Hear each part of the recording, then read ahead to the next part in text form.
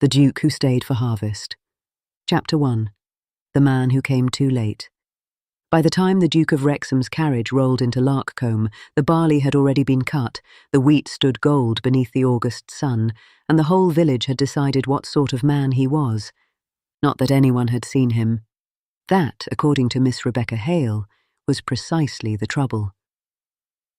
"He owns half the valley," she said, standing at the churchyard gate with a basket of linen over one arm, and yet he would not know whether the cottages had roofs or the tenants had bread, unless someone painted the fact upon a calling card and sent it to London. Her father, the Reverend Hale, lifted his brows with the mild expression he reserved for sermons interrupted by thunder. "Rebecca." "I am only speaking truth, Papa." "Truth, my dear, may be improved by charity, and neglect may be improved by shame." The Reverend's mouth twitched, though he tried hard to hide it. He was a gentle man of 60, thin as a candle and twice as luminous, with a patience that had survived gout, damp winters, poor harvests, and a daughter who had inherited her mother's spirit in full. Rebecca Hale was 24, with chestnut hair that never remained quite pinned, brown eyes that met the world directly, and an unfortunate habit of saying aloud what others only muttered over teacups. As the vicar's daughter, she visited the sick, taught the smallest children their letters, distributed soup in lean months, and scolded grown men when they deserved it. In Larkcombe, this made her beloved, feared, and frequently quoted. Now, as the village stirred in the warmth of late afternoon, all eyes turned toward the long road from Exeter. The carriage approached in a cloud of dust, black-lacquered and grand enough to crush daisies by reputation alone. 2 outriders came before it, a groom followed behind. The horses were fine, the harness bright, and the ducal crest on the door shone like a challenge. Mrs. Pike, the baker's wife, stepped out of her shop, wiping flour from her hands. Old Mr. Trevithick leaned on his stick beside the forge. Children abandoned a game of hoops and stared open-mouthed. Rebecca did not move. The carriage slowed before the inn. A footman leapt down, opened the door, and a gentleman descended. Adrian St. Clair, Duke of Wrexham, was not as old as many had imagined. He could not have been above 32. He was tall, dark-haired, broad-shouldered, and dressed with the quiet perfection of a man whose tailor knew more of elegance than display. His face was handsome in a severe fashion, all clean lines and controlled expression. He looked about the village not with wonder, nor affection, but assessment. As though Larkcombe were a ledger. Rebecca disliked him instantly. Mr. Barrow, the estate manager, hurried from the inn with all the oily eagerness of a cat approaching cream. He was a stout, red-cheeked man with clever little eyes and hands that were always clasped as though concealing something. "Your Grace," Barrow cried, bowing too low. "Larkcombe is honoured beyond measure." The Duke inclined his head. "I shall not detain the village long," he said. "I am here to inspect the estate accounts, view the principal lands, and return to town within the week." Rebecca's fingers tightened on her basket. "Within the week." Mrs. Pike gave a small, sharp breath. Mr. Trevithick muttered something unsuitable for churchyard ears. The Duke heard none of it, or pretended not to. His gaze moved over the inn, the cottages, the market cross, the church tower. Then it stopped upon Rebecca. Perhaps because she had not curtsied, perhaps because her expression had curdled like milk in thunder. Mr. Barrow noticed the direction of his gaze and paled slightly. "Ah, Miss Hale," he said, "the vicar's daughter." Rebecca stepped forward at last. "Your Grace." Her curtsy was correct. No more. The Duke bowed. "Miss Hale." "My father will wish to welcome you properly to the parish. I shall call upon him tomorrow." "Tomorrow," she repeated. How efficient. After neglecting the parish for 7 years, one must not waste time. A silence fell so complete that even the blacksmith's hammer seemed to remember urgent business elsewhere. Mr. Barrow made a strangled sound. "Miss Hale!" The Reverend Hale closed his eyes. The Duke's face did not change, but something sharpened in his gaze. "You speak plainly." "I find it saves misunderstanding." "And you believe I have neglected the parish?" "I know you have." Several villagers looked down. One child whispered, "Oh," and was swiftly hushed. Adrian St. Clair studied her for a moment. "You cannot know what duties have kept me elsewhere." "No, but I know what duties have not brought you here." For the first time, a flicker of something crossed his face. Irritation, perhaps, or surprise. Mr. Barrow stepped between them as though attempting to stop a runaway cart with a handkerchief. "Miss Hale is very devoted to village matters, Your Grace. Quite devoted. Ladies with charitable impulses sometimes form strong opinions from incomplete information." Rebecca turned her eyes on him. "And gentlemen with complete accounts sometimes form comfortable lies." Barrow's complexion deepened. The Duke looked from one to the other. "An interesting parish," he said at last. "An honest one," Rebecca replied. "Then I look forward to learning from it." His tone was cool enough to frost glass. He turned away and followed Mr. Barrow into the inn. The village exhaled. "Rebecca," said the Reverend Hale quietly. She looked at her father, expecting rebuke. Instead, she found worry. "My dear," he said, "dukes do not often forgive public correction." Then perhaps he needed the novelty. Perhaps. He looked toward the inn. But pride, even when wounded deservedly, may still bleed upon others. Rebecca followed his gaze. Behind the inn's upper windows, a curtain moved. "I am not afraid of him." "No," said her father. "That is what concerns me." That evening, harvest preparations continued under a sky streaked with gold. Men sharpened scythes, women baked oat loaves and stacked cloths for the field meals. Children chased one another between stooks of barley, while swallows dipped low over the hedges. At the vicarage, Rebecca helped her father with parish accounts. The figures were small and painful. Mrs. Pike's eldest boy needed shoes. Widow Marner's roof still leaked. The tenant cottages near Low Meadow had suffered badly during the spring rains. Twice Rebecca had written to Mr. Barrow requesting repairs. Twice he had replied that funds had been allocated. No repairs had been made. Rebecca set down her pen. "Papa, have you ever known Mr. Barrow to tell the truth when a lie would fit more comfortably?" The Reverend sighed. "I have known him to protect his position." "That is not an answer." "It is perhaps the safest one." A knock sounded at the door. Their maid, little more than a girl, entered with wide eyes. "His Grace, ma'am. Sir, the Duke of Wrexham." Rebecca rose so swiftly, her chair scraped. The Duke entered a moment later, hat in hand. In the softer light of the vicarage parlour, he seemed less like a figure carved for public obedience, and more like a man inconvenienced by his own thoughts. "Mr. Hale," he said, bowing. "Miss Hale." The Reverend welcomed him with perfect courtesy and offered tea. The Duke accepted, though Rebecca suspected he would rather have taken medicine. For several minutes, conversation proceeded respectably. The Duke asked after the church roof, the schoolroom, the poor fund. His questions were precise. Too precise, Rebecca thought, for indifference. At last he turned to her. "Miss Hale, earlier today you accused me of neglect." "I did." "My steward's report suggests the estate has been responsibly managed." "Then your steward's reports are works of fiction." The Reverend gave a soft cough. The Duke leaned back. "You are determined to dislike me." "No, Your Grace. I dislike absence. I dislike pride. I dislike cottages left unrepaired while accounts claim otherwise. Whether I dislike you remains to be seen." His mouth almost curved.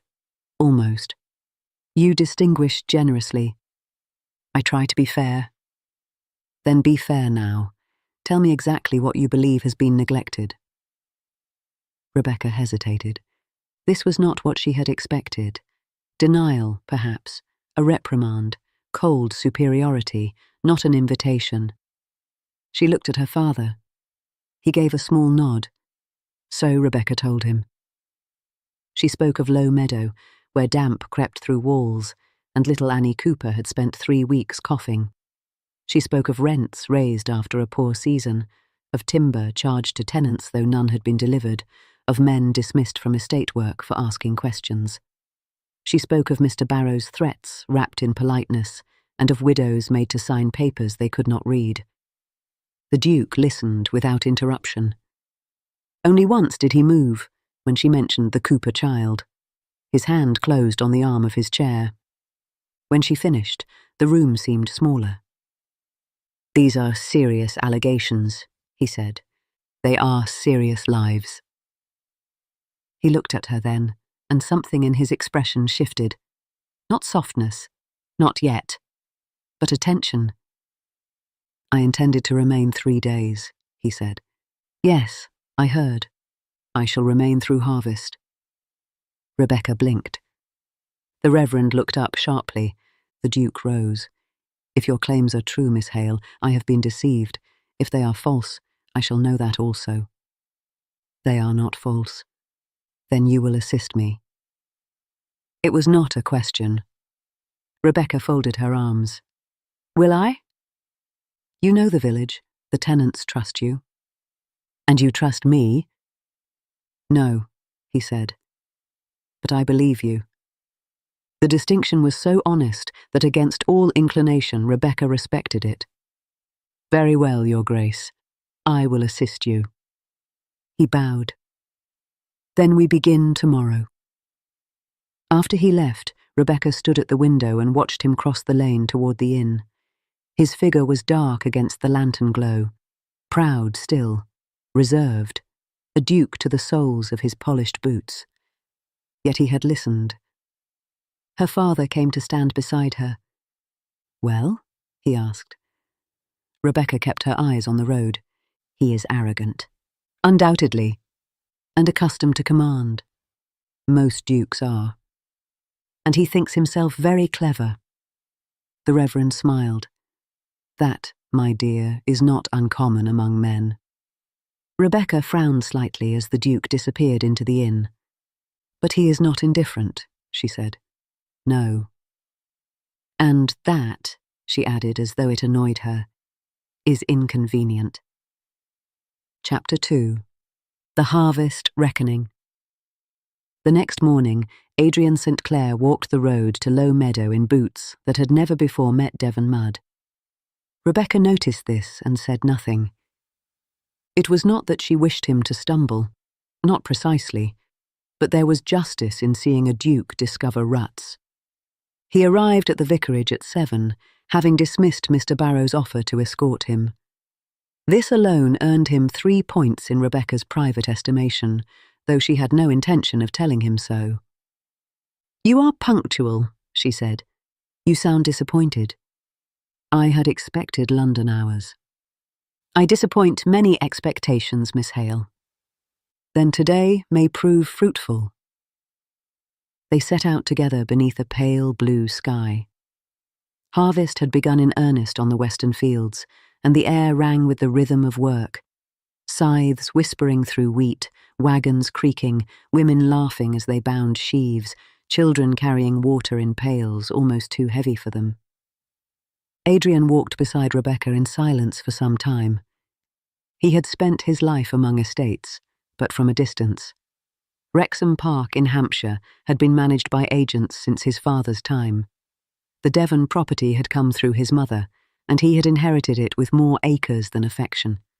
His father had taught him that land was duty, but London had taught him that duty could be performed through signatures. Now he wondered whether signatures had become a wall. Rebecca stopped before the first cottage. "This is the Coopers." The thatch sagged. The doorframe leaned. Damp had stained the inner wall in dark blooms. Mrs. Cooper, a thin woman with capable hands, curtsied nervously when she saw the Duke. "Your Grace." Adrian removed his hat. "Mrs. Cooper." Rebecca watched his face as he took in the room, the patched blankets, the cracked window, the little girl by the hearth with a shawl around her shoulders despite the summer warmth. "You reported this?" he asked. Mrs. Cooper glanced at Rebecca. "3 times, Your Grace. Mr. Barrow said repairs were approved, but the estate carpenter never came. Then the rent was raised because he said improvements had been made." Adrian's jaw tightened. "Do you have the notices?" Mrs. Cooper fetched a folded paper from a Bible. He read it, his expression growing colder with each line. Outside he said nothing for almost 50 paces. Rebecca let the silence stretch. At last he spoke. "There are records of that repair." "I know." "And payment." "I know." "But no repair." "No." He stopped in the lane. "How many?"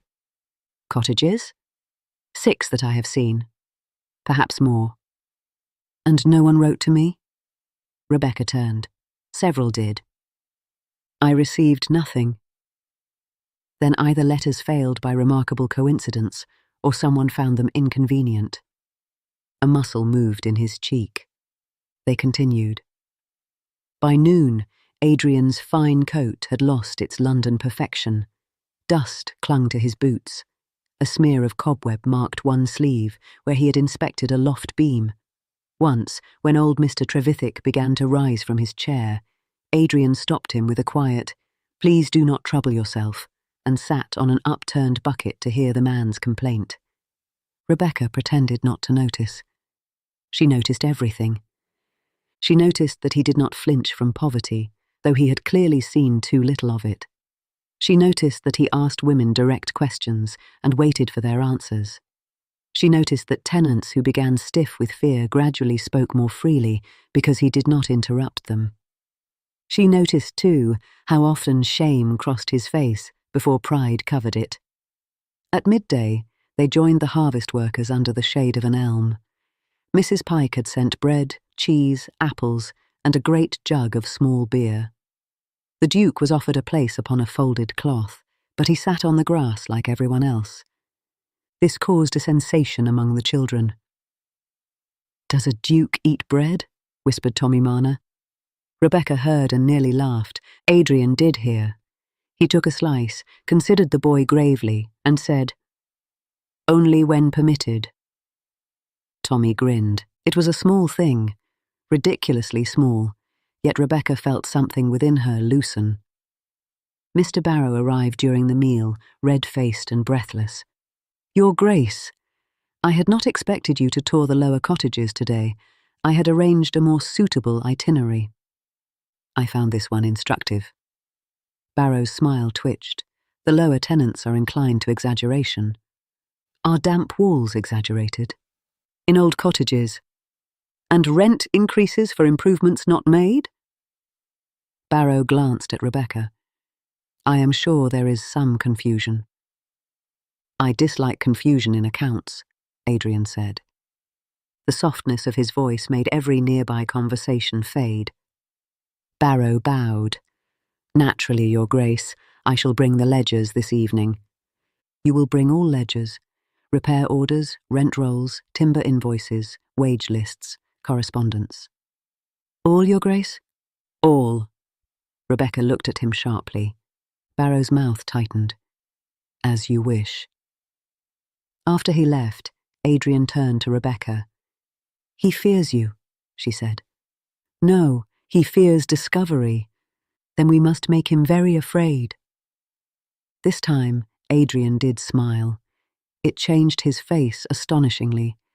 For a moment, he looked younger, less guarded, almost human. Rebecca looked away first. The following days settled into a pattern that unsettled the whole village. Each morning the Duke inspected farms, barns, cottages, and accounts. Each afternoon he appeared in the harvest fields, at first to observe, then to assist in small ways that caused both admiration and alarm. No one expected him to wield a scythe properly, and indeed he did not. After one dangerous attempt, Rebecca took it from him. "Your Grace, Devon requires grain, not casualties." I was improving. "You were threatening the wheat." "I have ridden in cavalry formation. The wheat is unimpressed." A laugh went up from the nearby men. Adrian looked at Rebecca, and instead of taking offence, he surrendered the scythe with solemn dignity. "Then assign me a safer duty." She handed him a bundle of cut stalks. "Bind." He did it badly, then better. Then well enough that old Mrs. Marner nodded approval, which in Larkcombe was rarer than royal favour. In the evenings, he worked through ledgers at the vicarage table, for Rebecca's father owned the only quiet parlour where tenants felt able to come and go without Barrow's servants watching. Rebecca sat opposite, comparing figures with the notes she had kept from parish visits. At first, Adrian questioned every discrepancy. By the fourth evening, he no longer questioned whether she was accurate. "You keep remarkable records," he said, holding one of her worn notebooks. "Charity without accounts becomes confusion. My steward might profit from that motto." "Your steward profits from other things." He glanced up. "You do not soften your judgments." "Would you prefer pretty lies? I have had enough of those." The words were spoken quietly, yet they held weight. Rebecca paused. "Did you truly not know?" she asked. His gaze remained on the ledger. "No." She heard the wound beneath the answer and for once did not press. The next morning brought rain, sudden and hard, sweeping down from the moors. Harvest halted. Men cursed the sky and covered what grain they could. Rebecca went with Mrs. Pike to distribute hot broth to the workers sheltering in barns. She found Adrian in the old tithe barn, coat removed, helping a tenant named John Arliss lift sacks away from a leak. "Careful, Your Grace," Rebecca called. "Someone may mistake you for useful." He turned, rain damp in his hair. "I live in terror of your approval, Miss Hale." "As well you should." But she was smiling. A crash sounded from the far end of the barn. One of the loft ladders had slipped. A boy cried out. Rebecca rushed forward with Adrian beside her. Tommy Marner had fallen awkwardly among scattered tools, pale and frightened but conscious. Rebecca knelt at once. "Tommy, look at me. Where does it hurt?" "My arm," he whimpered. Adrian crouched opposite, calm and steady. "May I?" Rebecca nodded. He examined the boy with surprising gentleness. "Not broken, I think. Badly bruised. We must bind it and send for Mr. Lanyon." "You know something of injuries?" Rebecca asked. "My brother was forever falling out of trees." There was a shadow in his expression when he said it. Together they bound the boy's arm with Rebecca's clean apron. Adrian carried Tommy to the vicarage through the rain, shielding him with his own coat while Rebecca hurried beside them. Mrs. Marner arrived in tears. Adrian spoke to her not as a duke to a tenant, but as a man reassuring a terrified grandmother. He promised the estate would pay the apothecary's fee. He promised the broken ladder would be replaced before anyone returned to work. Mrs. Marner clasped his hand before remembering herself. "Bless you, Your Grace." He looked startled. Rebecca saw it. The moment gratitude reached where flattery never had. That evening, the rain cleared. The sky opened in bands of rose and silver, and the village smelled of wet earth and straw. Rebecca stepped outside the vicarage and found Adrian standing near the low stone wall, looking toward the fields. "Tommy is asleep," she said. "Mr. Lanyon says the arm will mend." "I am glad." She joined him at the wall. For a while, neither spoke. Then Adrian said, "My younger brother, Stephen, broke his arm when he was 10. He climbed the orangery roof on a dare. My mother wept for 3 hours. My father told him pain was instruction." Rebecca looked at him. "Was it? For Stephen?" "No. He climbed it again the next spring." Despite herself, Rebecca laughed. Adrian's expression softened. He died at 21, he said. The laughter faded. I am sorry. Fever, quick, senseless. His eyes remained on the fields. After that, my mother withdrew from society. My father became harder. When the title came to me, I believed duty meant never being touched by anything. Distance seemed efficient. And safe, Rebecca said gently. He looked at her then. Yes. The honesty between them felt like a candle newly lit. Rebecca rested her hands on the wall. My mother used to say that duty performed without love becomes pride in a respectable coat. Your mother sounds formidable. She was. Like her daughter. Rebecca felt warmth rise in her cheeks and was grateful for the fading light. I am often called troublesome. By fools, he said. The words were simple, firm. They unsettled her more than any compliment could have done. From the lane came the sound of villagers returning home, wheels turning through mud, voices low with weariness. The harvest was not yet safe. The accounts were not yet solved. Mr. Barrow still smiled too smoothly. Yet for the first time in years, Rebecca felt that Larkcombe was not standing alone. Beside her, the Duke of Wrexham looked over the village he had nearly lost through absence. I shall make this right, he said. Rebecca believed him. And that, she feared, was more dangerous than disliking him had ever been. Chapter 3. Ledgers and Loyalties. Mr. Barrow disappeared on the 5th day, not publicly, not dramatically. He was simply not at the estate office when Adrian arrived after breakfast with Rebecca and the Reverend Hale's clerk, Mr. Knott, who had offered to assist with figures in exchange for tea and the satisfaction of righteous outrage. The office stood beside the old manor house, a square stone building with ivy climbing one side and damp invading the other. The manor itself had been shut for years, its furniture sheeted, its gardens overgrown, its windows reflecting the sky like blind eyes. Adrian stood before the locked office door.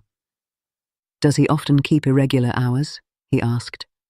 Rebecca folded her arms. Only when honesty is expected. The key was not under the loose stone where Barrow's assistant claimed it was usually kept. Adrian sent a groom to the inn. No one had seen the manager since dawn. By noon, they found the first hidden ledger. It was not cleverly concealed. It lay behind a panel in the office cupboard, wrapped in oilcloth and tied with string. Mr. Knott discovered the loose wood while searching for ink. His exclamation brought everyone around the desk. Adrian untied the parcel. Inside lay a second set of accounts. Rebecca watched his face as he read. The public ledgers had shown repairs paid, wages issued, rents modestly adjusted, timber purchased, barns maintained. The hidden ledger told a different story. Money had been diverted, rents had been raised beyond lawful agreements. Widow Marner had been charged a fee for late payment, though Rebecca herself had delivered the rent on time. Timber purchased for cottage repairs had been sold to a shipwright in Plymouth. Labourers' wages had been reduced, the difference entered elsewhere as road improvement. There had been no road improvement. Adrian's face went very still. Mr. Knott removed his spectacles and wiped them, though they were already clean.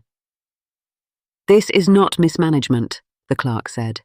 This is theft. Rebecca looked at Adrian. Yes. He turned another page, then another. His hand stopped. What is it? She asked. He did not answer at once. She leaned nearer. There, written in Barrow's cramped hand, was a notation beside several payments. H. Approved. H. Hale. Rebecca drew back as if struck. That is false, she said. Adrian looked at her. I know. The words came immediately, without doubt. Relief moved through her so swiftly that she nearly sat down. My father would never— I know, Adrian repeated.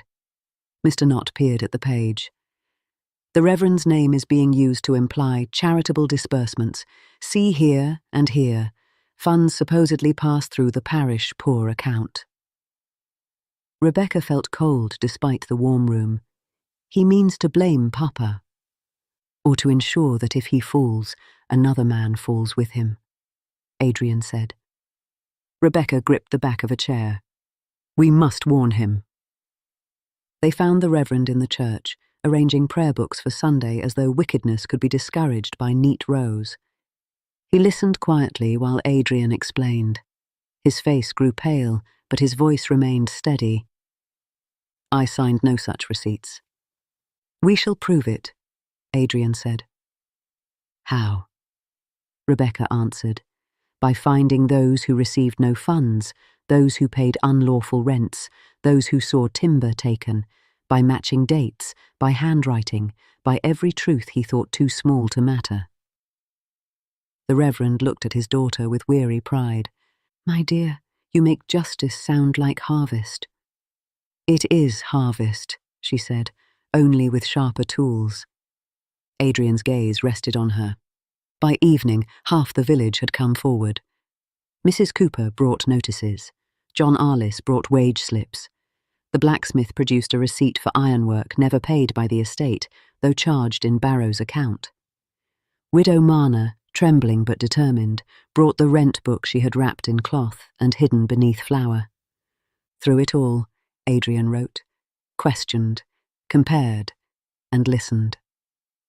At 10 o'clock, Rebecca entered the vicarage parlour with a fresh candle and found him alone among papers. His shirt sleeves were rolled, his cravat loosened, and his hair no longer obeyed rank. He looked exhausted. You should rest, she said. So should you. I'm not a duke. I have less dignity to preserve. I begin to suspect dignity is overrated. Careful, Your Grace. That is nearly wisdom. He leaned back, and for a moment the severity left him. Miss Hale, have you always been impertinent? Since infancy, according to Mrs. Pike. And has no one attempted to cure you? Many have tried. All failed. Good. The single word stilled her. He looked down at the ledger as though he had not meant to say it aloud. Rebecca set the candle on the table. You believed me today. Yes. Without proof. I had proof. What proof? He lifted his eyes. You. Her breath caught. Outside, the night insects sang in the hedges. Somewhere beyond the lane, men guarded stacked grain against the weather. In the kitchen, the old clock ticked with unnecessary loudness. Rebecca reached for a paper that did not need moving. Your Grace. Adrian, he said quietly. She looked at him. That is not proper. No. Nor was the way he looked at her, as though every title he possessed had become less real than the woman standing before him in a faded muslin gown with ink on her finger. Rebecca stepped back. We should continue with the accounts. His expression closed, but not coldly. Of course. Yet something had changed, and both knew it. The next morning brought Barrow's return. He arrived at the estate office in a hired gig, claiming illness and expressing astonishment at the fuss. His astonishment faltered when he found Adrian seated behind the desk with the hidden ledger open before him. Rebecca stood by the window. Mr. Knott hovered near the shelves, clutching papers like Holy Writ. Barrow's eyes darted. Your Grace, I can explain. I expect you shall try. It is a private memorandum only. Rough calculations, not formal accounts. Then why was it hidden? To avoid confusion among junior clerks. There are no junior clerks. Barrow swallowed. Adrian rose. You falsified repairs, stole rents, reduced wages, sold estate timber, suppressed tenant letters, and forged charitable disbursements through the parish. These are grave accusations. They are documented facts. Barrow's gaze slid toward Rebecca. Miss Hale has turned you against me. She has long resented proper authority. A vicar's daughter with ambitions above her station. Adrian's hand struck the desk. The sound cracked through the room. You will not speak of Miss Hale. Barrow went silent. Rebecca's heart was beating hard, but she kept her chin lifted. Adrian's voice lowered. You will surrender all estate papers. You will remain available for examination, and if you attempt to leave Devon, I shall have magistrates informed before you reach the turnpike. Barrow's lips thinned. You may find, Your Grace, that scandal spreads in inconvenient directions. The Reverend Hale's name appears in several entries. A duke may survive embarrassment. A country clergyman may not. Rebecca stepped forward. You forged his name. Can you prove it? Yes, Adrian said. Barrow's confidence flickered. Every supposed parish disbursement was entered on days when Mr. Hale was elsewhere. One when he was conducting a funeral in Ashburton, witnessed by 40 persons. One when he was ill in bed under Mr. Lanyon's care. One on a Sunday morning during divine service. Mr. Knott cleared his throat. A particularly careless choice. Barrow looked from one face to another. You cannot ruin me, he said. No, Adrian replied. You have managed that yourself. The matter should have ended there. It did not. 2 days later, Lady Wrexham arrived. Adrian's mother came in a travelling carriage with 2 maids, 3 trunks, and the air of a woman who had never once been surprised into discomfort. She was elegant, silver-haired, and still beautiful, with a gaze that could reduce footmen to silence and make duchesses reconsider seating plans. She summoned Adrian to the inn within an hour. Rebecca heard of her arrival from Mrs. Pike, who delivered the news as though announcing a royal inspection or a plague. She'll take him away, Mrs. Pike said gloomily. Mark me, great ladies do not let dukes linger among barley. Rebecca bent over the schoolroom slate she was cleaning. His Grace has business here. And perhaps a heart, though I never expected to say so. Hearts are dangerous things when mothers arrive. Rebecca said nothing. That afternoon, Adrian called at the vicarage. His expression told her enough. My mother wishes to meet you, he said. Rebecca set down the basket of mending in her hands. How alarming. She can be formidable. So can I. His mouth softened. I know. The meeting took place in the vicarage parlour, where Lady Wrexham accepted tea and surveyed the room with polished civility. She spoke kindly to the Reverend, praised the church tower, and asked Rebecca several questions with the sharp delicacy of a needle hidden in silk. You have been of great assistance to my son, Miss Hale. I hope I have been of assistance to the village, Your Grace. Lady Wrexham paused. Indeed. Adrian stood by the mantel, silent but watchful. I understand, Lady Wrexham continued, that you are much beloved here. I am fortunate in my neighbours, and content with your place among them. Rebecca met her gaze. Very much. A rare gift. Many young women attempted to look beyond what is suitable. The Reverend stirred uneasily. Rebecca set her cup down. Suitability is a word often used by those arranging other people's happiness. Adrian looked at the window. It might have been to hide a smile. Lady Wrexham's brows lifted.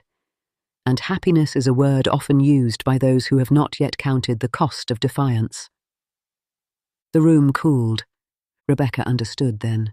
Not merely suspicion, warning. She rose. Your Grace, I have never sought rank, fortune, or notice. I spoke against your son when I believed him negligent. I assisted him when I believed him sincere. I will not pretend humility by denying my own integrity, nor will I pretend ambition by accepting what I have not asked for. Lady Wrexham regarded her for a long moment. Then she turned to Adrian. She is certainly not timid. No, he said, she is honest. And you admire honesty now? I needed to learn. Something passed between mother and son, old grief and older expectations. Lady Wrexham stood. Then I hope you have learned enough to remember who you are. After she left, Rebecca remained very still. Adrian approached. I am sorry. She loves you, in her way, and fears for you. For the title. For you, Rebecca said again. Titles do not break their mothers' hearts. Sons do. His expression changed, and she knew she had reached him. He looked toward the door through which his mother had gone. She has already lost one. Rebecca's anger softened. I do not wish to be the cause of pain in your family.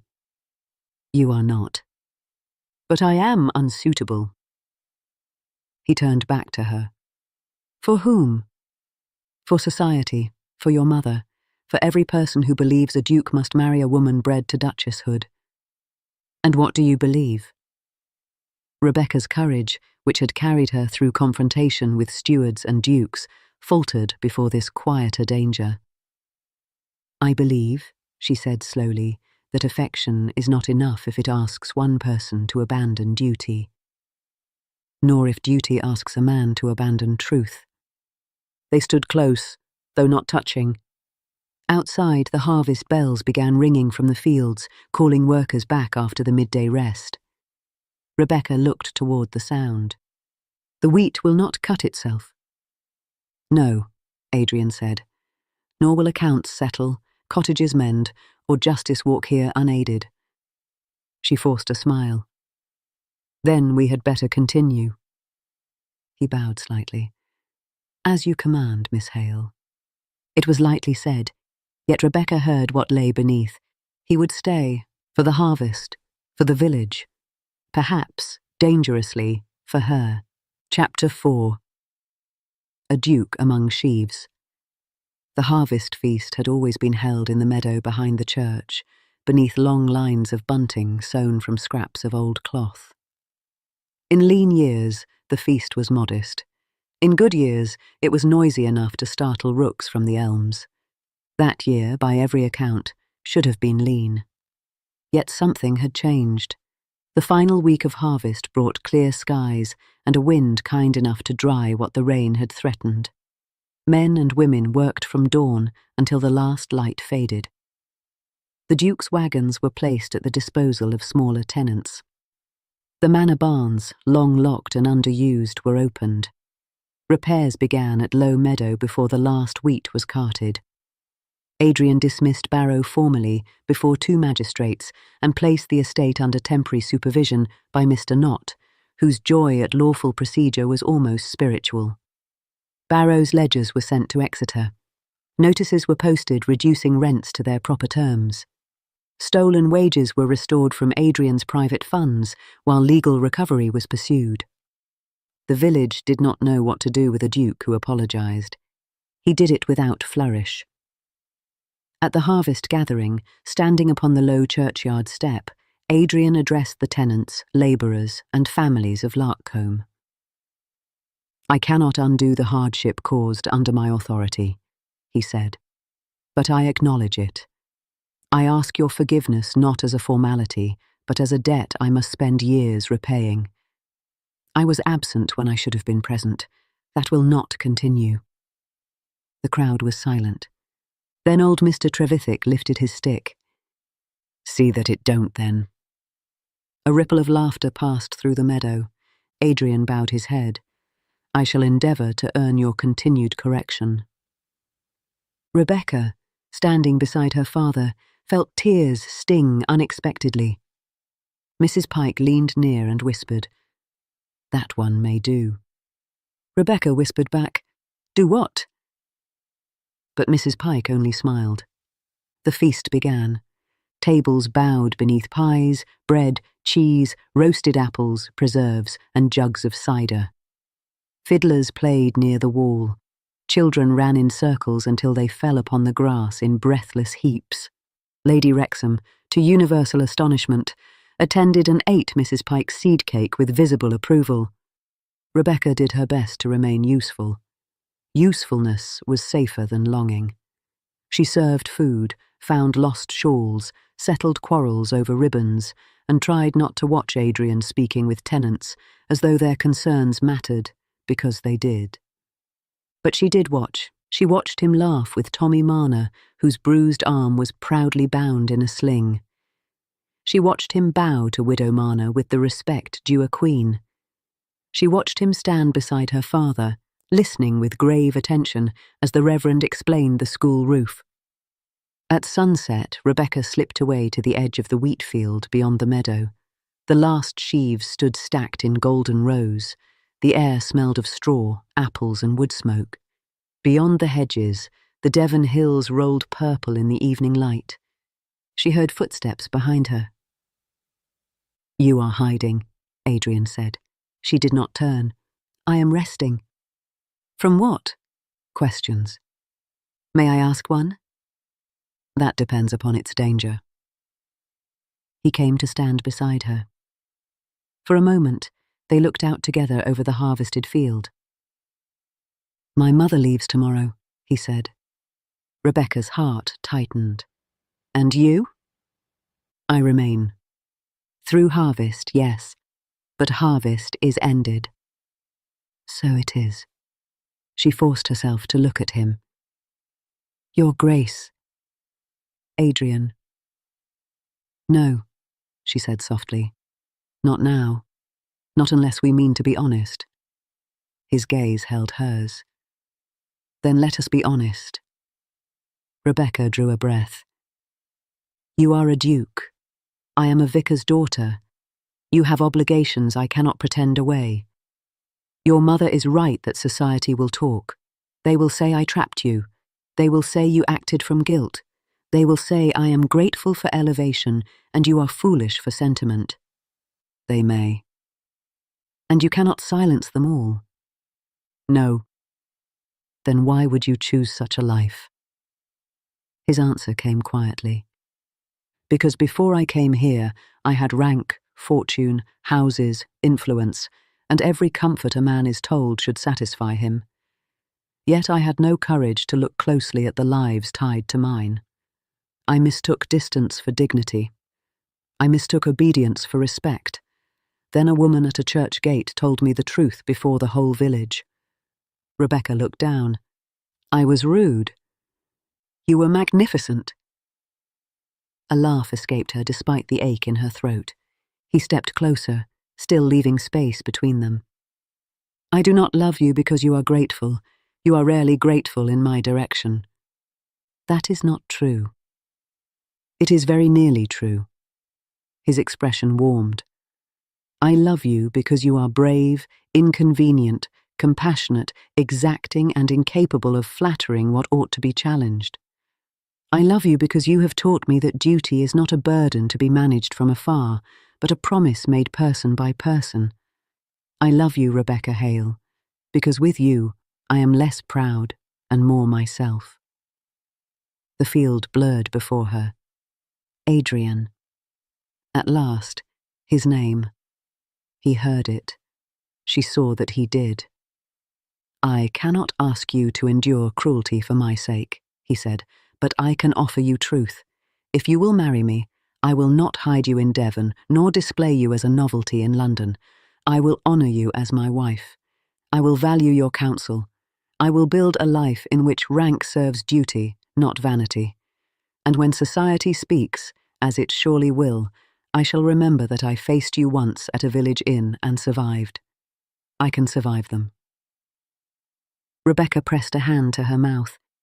From the meadow came laughter, fiddle music, the rising cheer of harvest well gathered. Here at the field's edge, the world seemed hushed. "I love Larkholm," she said.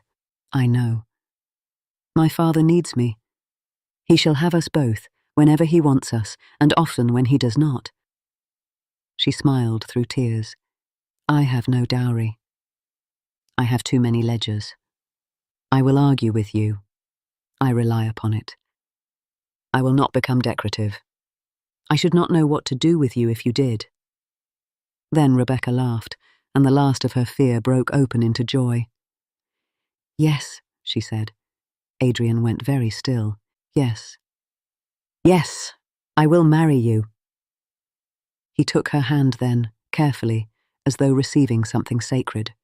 He bowed over it, and when his lips touched her gloved fingers, the gesture held more reverence than possession. From the direction of the meadow came a delighted gasp. Rebecca turned. Half the village stood watching. Mrs. Pike clutched her apron. Tommy Marner bounced on his toes. Mr. Knott wiped his eyes with a handkerchief while pretending to inspect the horizon. The Reverend Hale stood a little apart, one hand over his heart.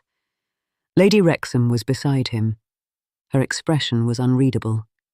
Adrian straightened. Rebecca's hand remained in his. The Duchess approached slowly. Rebecca prepared herself for frost. Instead, Lady Wrexham looked at her son. "Your father married for rank," she said. "I married for expectation. Neither preserved us from sorrow." Adrian said nothing. Then she turned to Rebecca.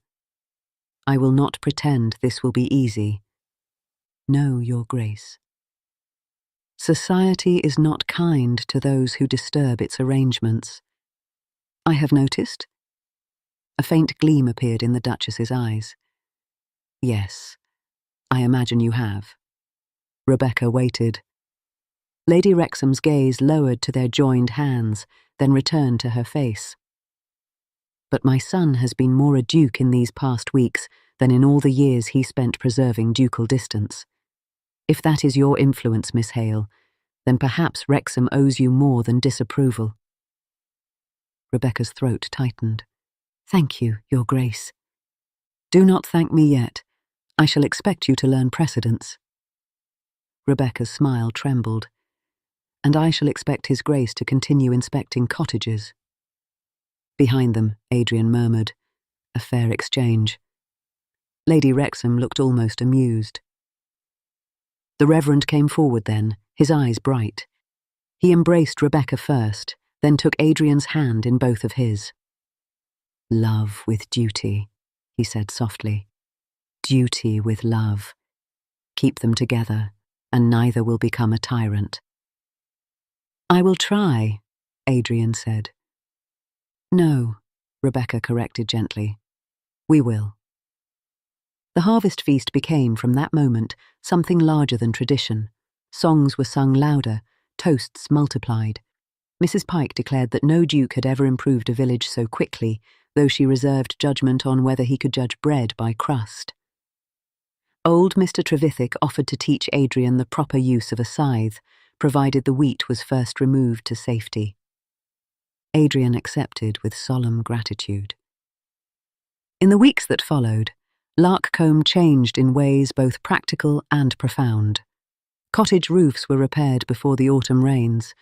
A new estate policy required all tenant notices to be read aloud when requested, with a parish witness present. The schoolroom received new benches and slates. The poor fund was replenished anonymously until Rebecca informed Adrian that anonymity did not excuse excessive generosity. Mr. Barrow's case proceeded in Exeter, where his confidence diminished in proportion to the evidence against him. The forged entries failed beneath the weight of dates, witnesses, handwriting, and one devastating memorandum in his own hand that Mr. Knott described as a gift from Providence to clerks everywhere. Adrian opened the old manor house for regular residents. Not grandly at first. A few rooms were aired, chimneys swept, gardens cleared. Rebecca walked through it with Lady Wrexham one bright September morning, discussing linen cupboards, parish teas, and whether the west parlour might serve as a reading room for village children. "You mean to fill the house with people," Lady Wrexham observed. Rebecca touched a dusty windowsill. "It has been empty too long." The Duchess looked at her for a long moment. "Yes," she said quietly. "It has." The wedding took place in October, when the hedgerows were bright with hips and haws and the last apples had been gathered. Society did indeed talk. A duke marrying a vicar's daughter could not pass unnoticed. Some called it romantic. Some called it reckless. A few called it unsuitable in tones that suggested personal injury. But Larkham called it right. Rebecca wore ivory muslin with a veil of Honiton lace lent by Lady Wrexham. Her father's hands trembled only once during the service. Adrian spoke his vows with such steady feeling that Mrs. Pike sobbed aloud and blamed the church draught.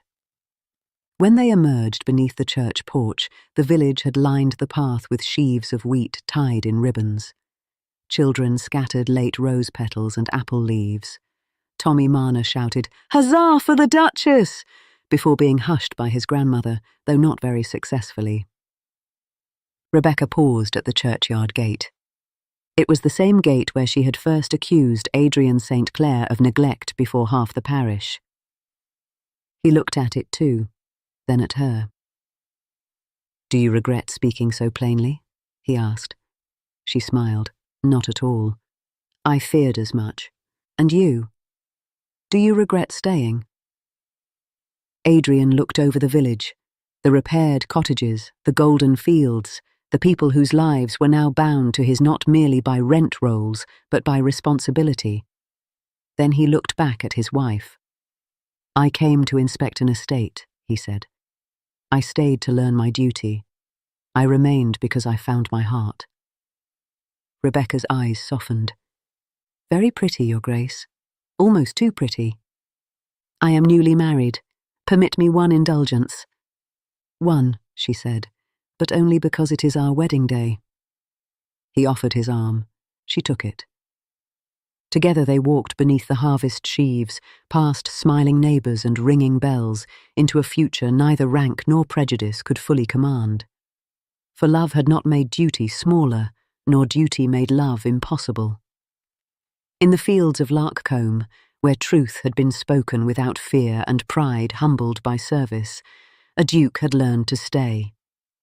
And a vicar's daughter, who had never been impressed by rank or fortune, found herself most deeply impressed by a man willing to become worthy of both.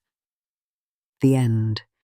Thank you, dear reader of the Regency Gazette, for joining us in another tale of love, intrigue, and whispered ballroom secrets.